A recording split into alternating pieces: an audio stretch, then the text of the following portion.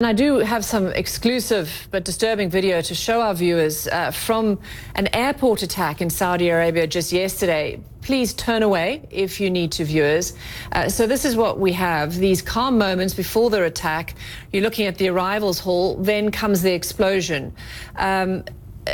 Colonel, you say this was caused by a Houthi missile. 26 people were wounded in the incident, no one killed. When you're talking about whether these attacks at sea, even though they're unproven as to who caused them, this image that we're seeing now, is this the biggest attack in Saudi Arabia? And Nick Robertson, as you look at these pictures as well, how much worse are things getting?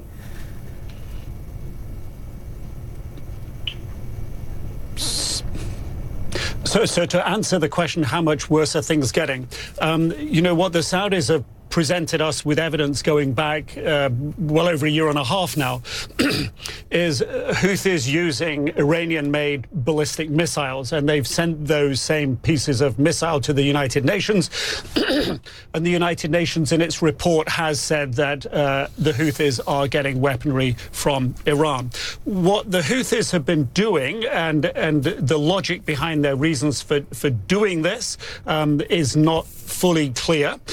They've been targeting Saudi airports. They've been targeting Riyadh International Airport, again a big airport.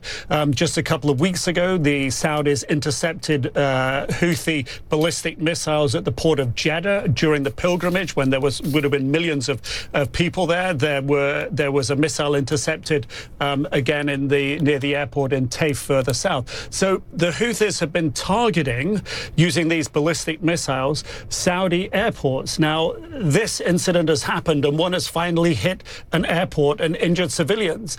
This has sort of been an accident, if you will, or an intended accident waiting to happen.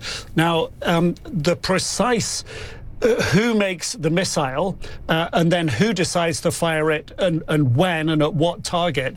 The who decides and what target appears to be the Houthis. There's certainly an amount of evidence presented that these missiles at least owe their construction in part to Iran. So, you know, the notion that the Houthis are backed to a degree by Iran is one that the UN supports. But it does create that atmosphere of uncertainty and concern.